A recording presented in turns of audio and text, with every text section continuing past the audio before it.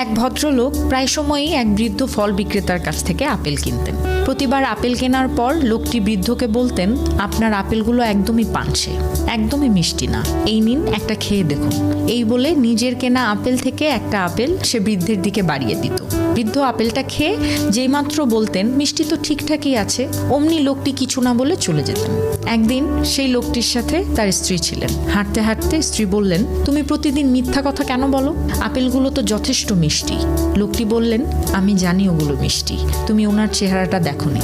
উনি খুব গরিব, অনেক কষ্টে পরিবারের জন্য খাবার সংগ্রহ করেন।